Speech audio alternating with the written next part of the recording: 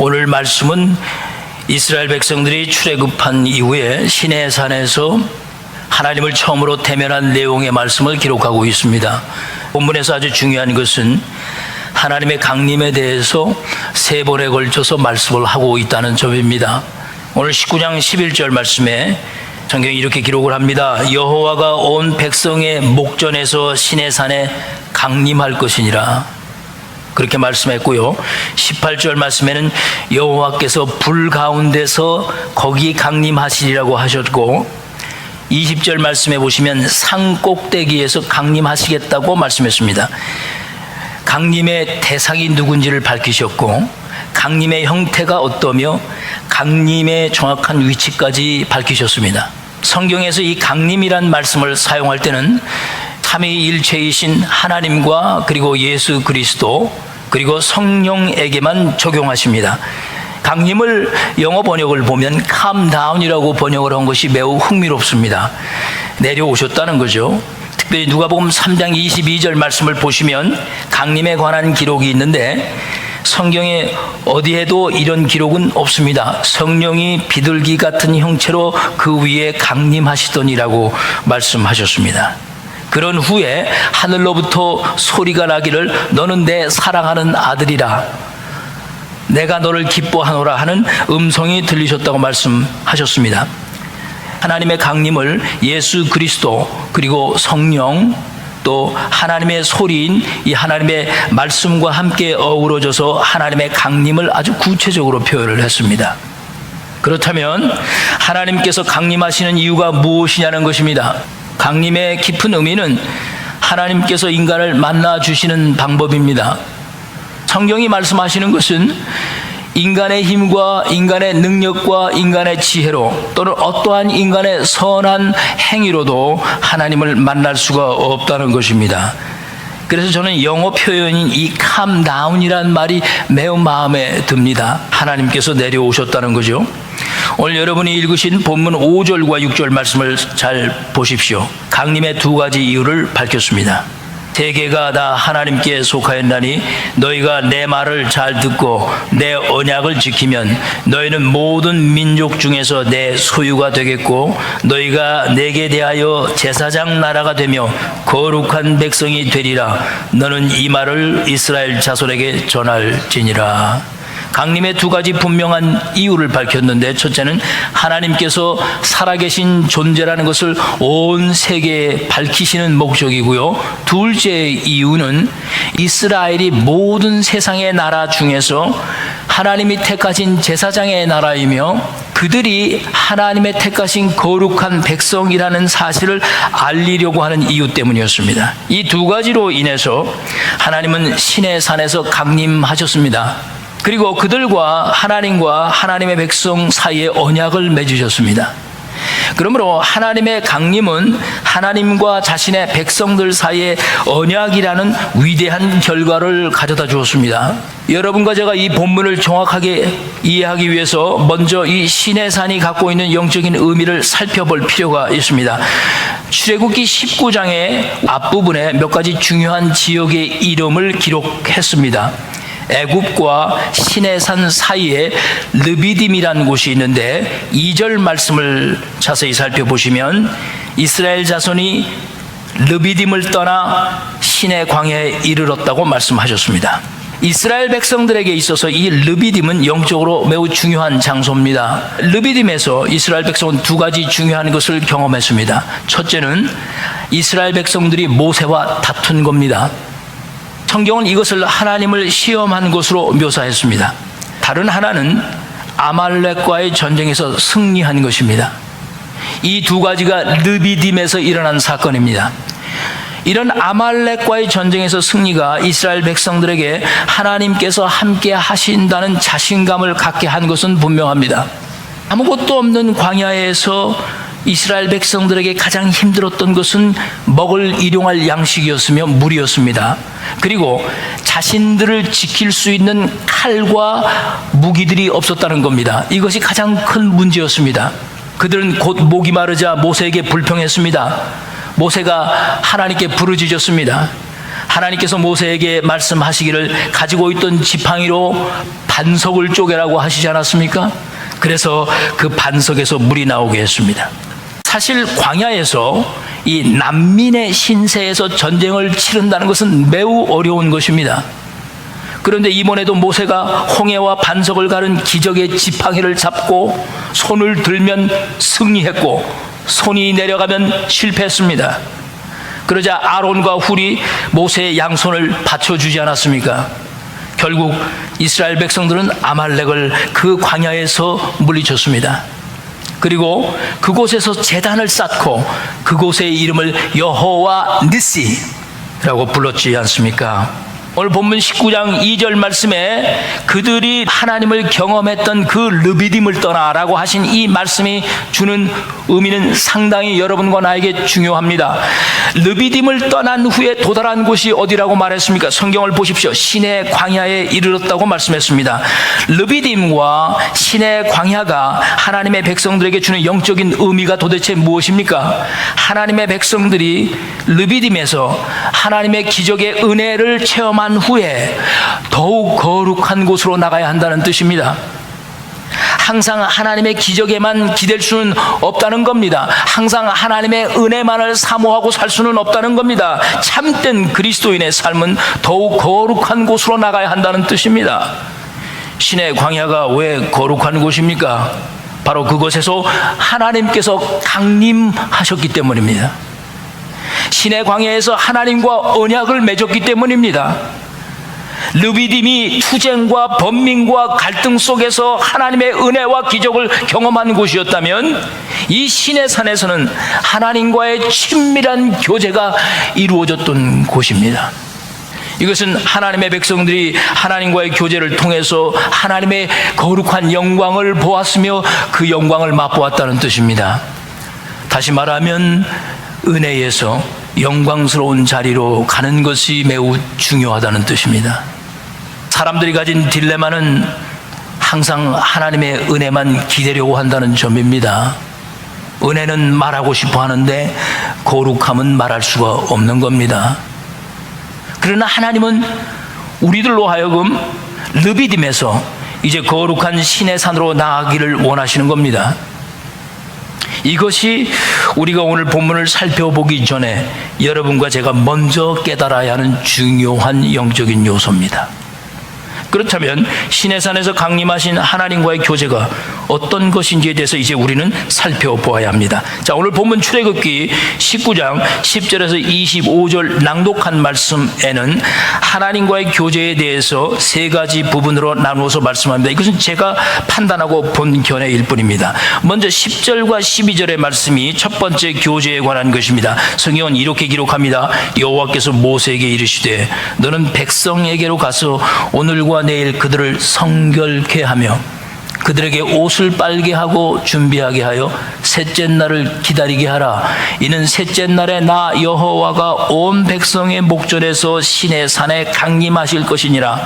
너는 백성을 위하여 주위에 경계를 정하고 이르기를 너희는 삼가 산에 오르거나 그 경계를 침범하지 말지니 그 선을 침범하는 자는 반드시 죽임을 당할 것이라.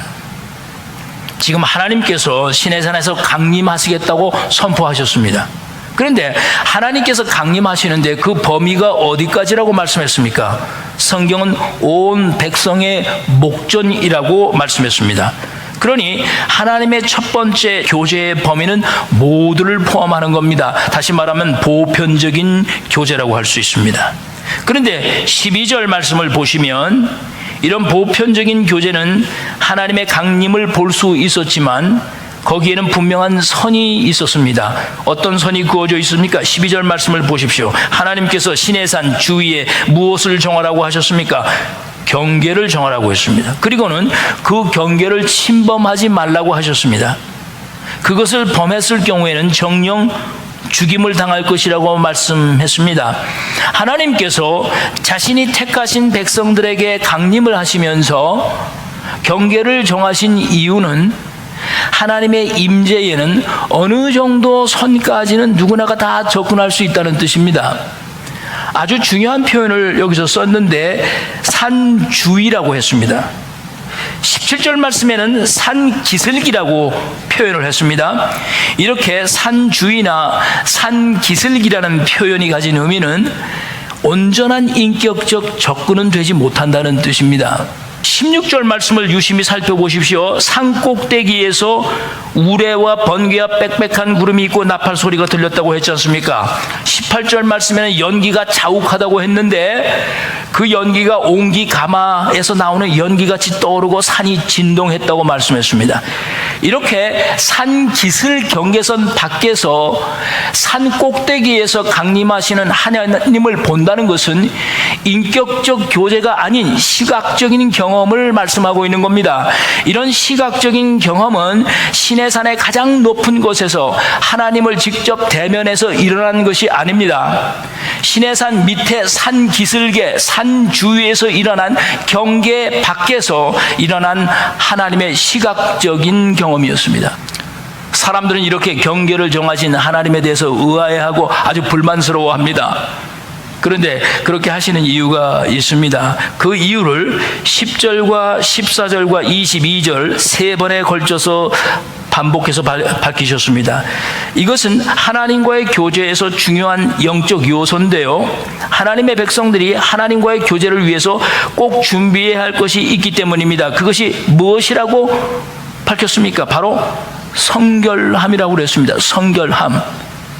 성결하지 못한 상태에서는 하나님을 직접 대면할 수가 없다는 분명한 선을 그신 겁니다.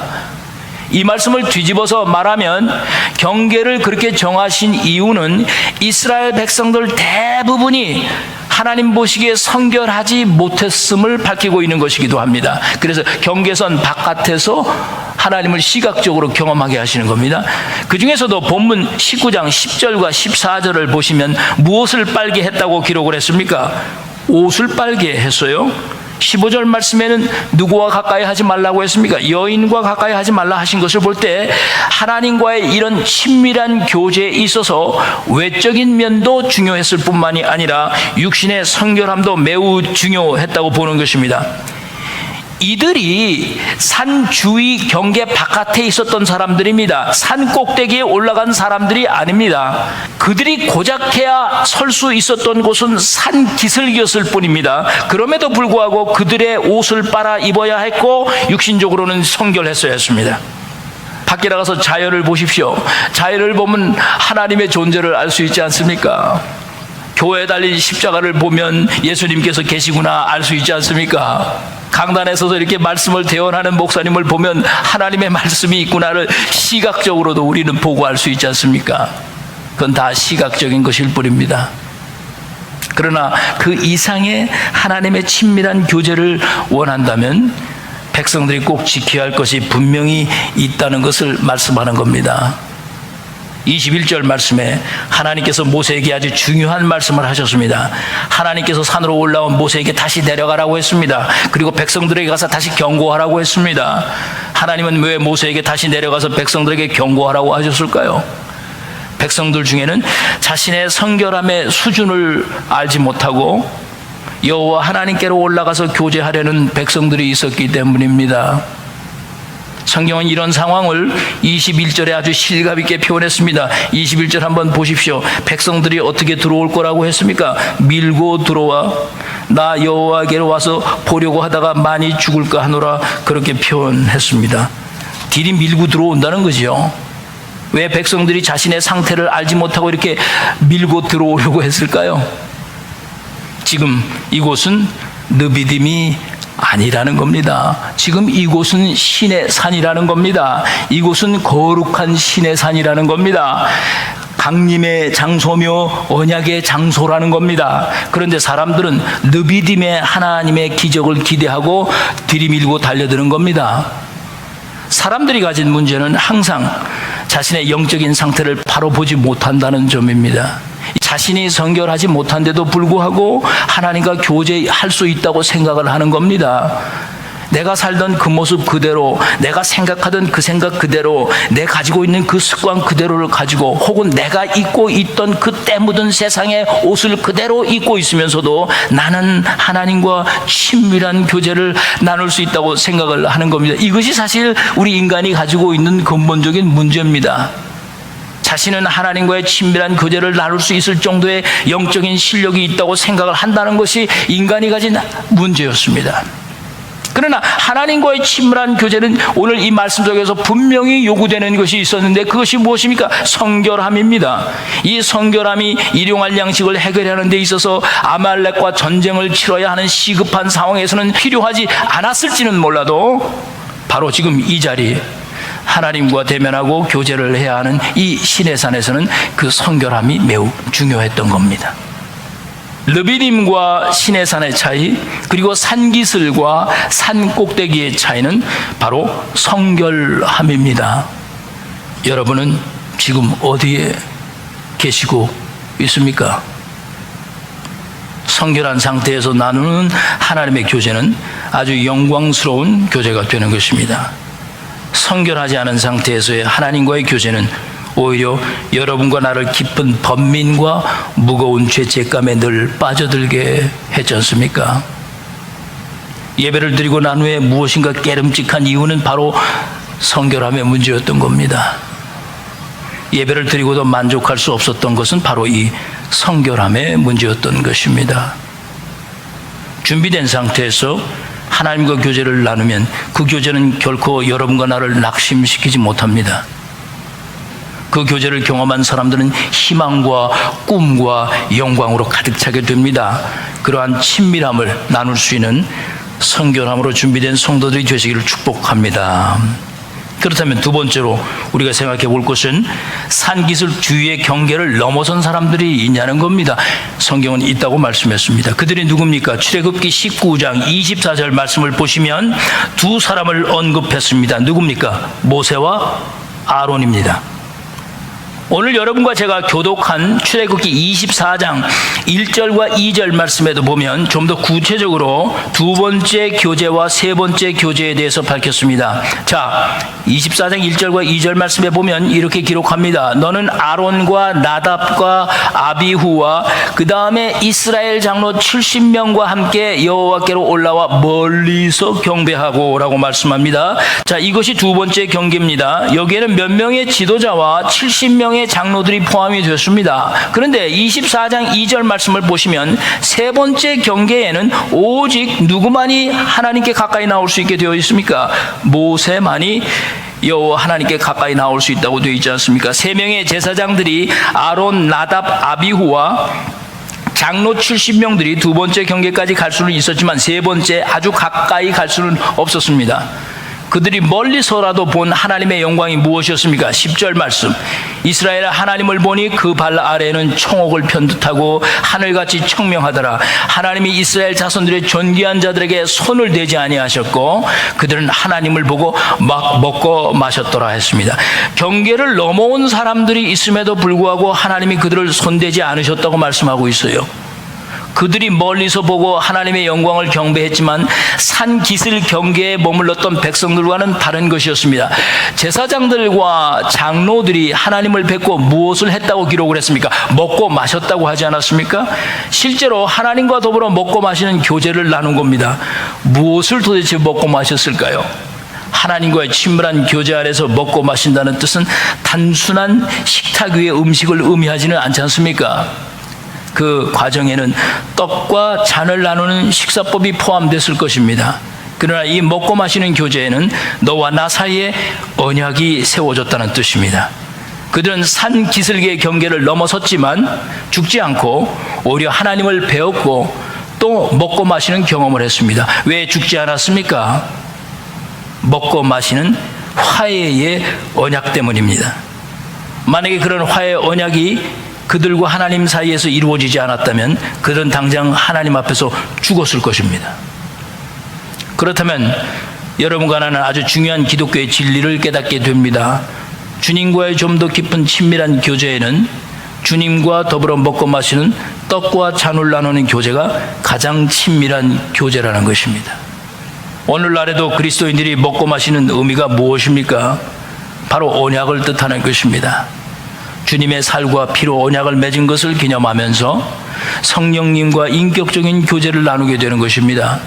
그런 가운데 하나님의 영광을 그 떡과 잔을 나누는 가운데서 보게 되는 것입니다. 그러니까 떡과 잔을 나누는 것에 참여했다는 것은 그 첫 번째 산기슬 경계의 선을 넘어섰다는 뜻입니다.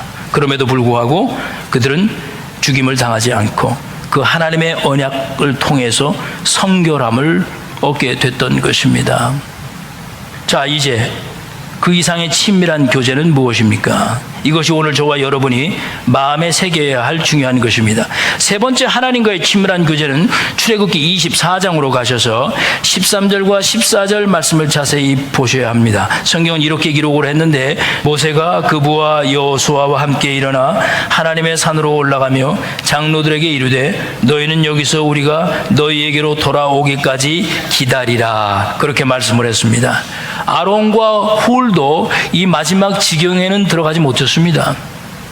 오직 누구와 누구만 들어갔습니까? 모세와 여호수아뿐이었습니다. 다시 말해서 하나님과의 친밀한 교제를 할 수 있는 사람의 수가 점차 작아진다는 뜻입니다. 그렇다면 모세는 그렇다 치더라도 여호수아는 어떻게 해서 이런 특별한 교제를 나눌 수 있는 자격을 갖게 되었을까요? 그 실마리는 오늘 우리가 교독 시간 맨 마지막에 읽은 출애굽기 33장 10절과 11절 말씀에 발견할 수 있습니다. 자, 이스라엘 사람들이 광야에서 아주 익숙해진 것이 있었습니다. 바로 장막 생활이었습니다. 그들은 여러 장막을 치고 흔히 말하는 진이라고 그랬죠. 캠프라고 했습니다.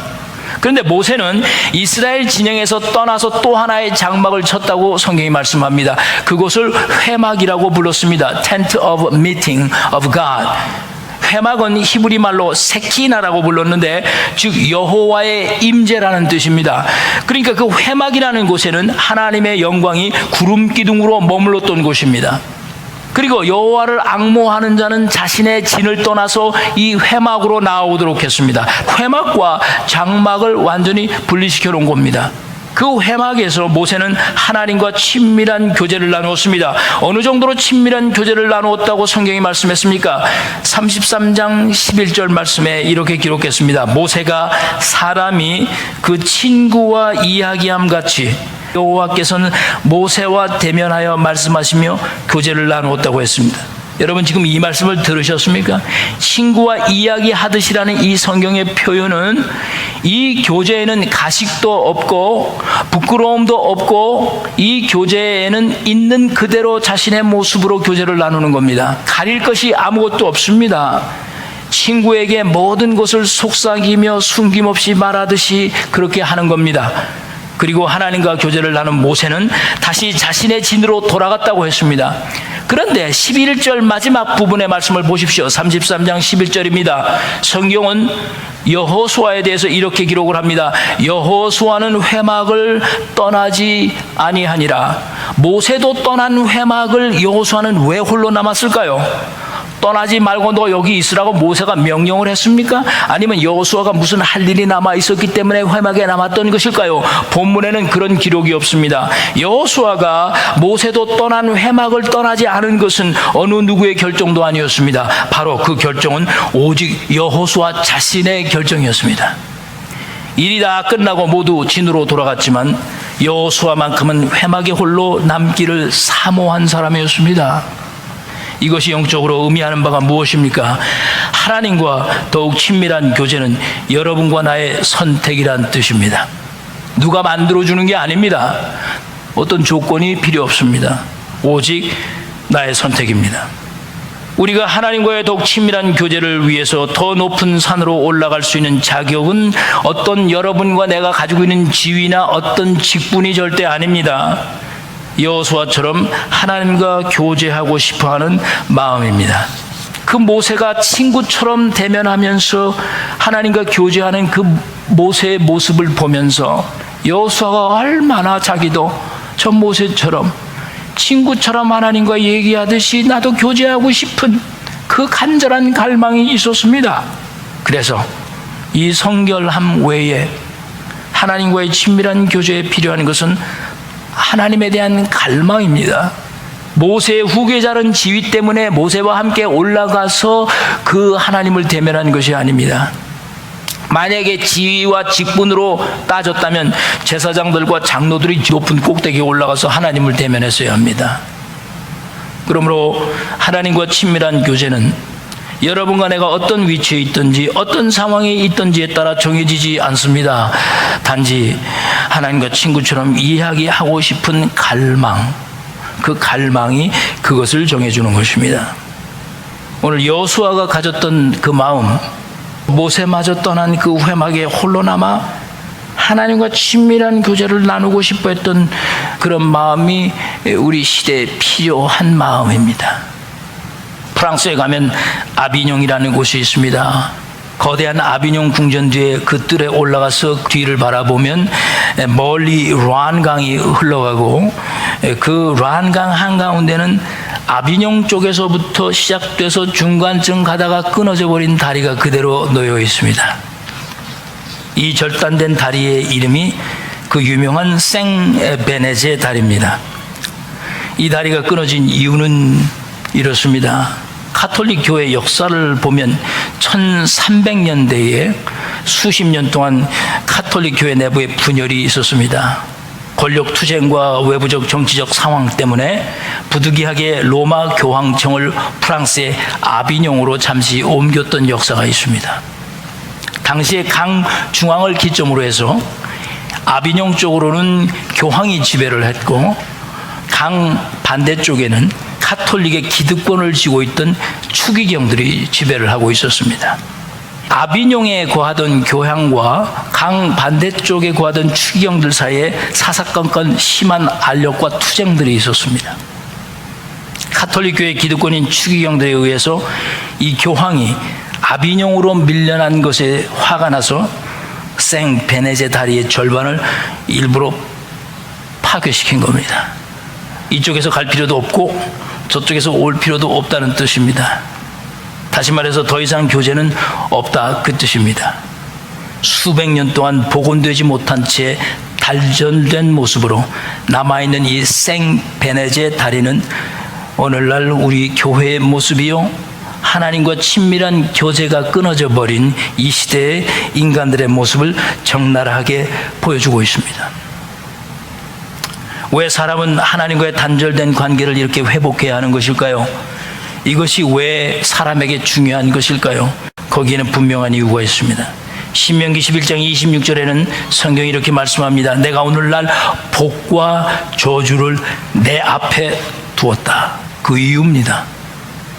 이 말씀은 하나님께서만 오직 행복의 근원이시다, 그 뜻입니다. 그러니 모든 행복과 모든 축복이 하나님에게로부터 시작된다는 뜻입니다. 그것이 하나님 앞에 있다고 했습니다. 그러므로 죄로 인해서 하나님과 단절된 인간은 더 이상 행복해질 수 없습니다. 만약에 사람이 먹는 것으로 입는 것으로 행복해질 수 있다면, 휴가 가서 쉬는 것으로 내가 행복해질 수 있다면 그 사람을 과연 인격체라고 말할 수 있겠습니까? 사람은 인격적 교제가 채워질 때만 행복할 수가 있습니다. 그러므로 하나님께서는 사람과의 인격적인 교제를 회복하기 원하십니다. 친구처럼 여러분과 대화하시기를 원하십니다. 여러분과 친구처럼, 또 하나님과 친구처럼 교제할 수 있는 삶의 큰 축복이 있기를 간절히 축원드립니다. 우리 기도하십시다.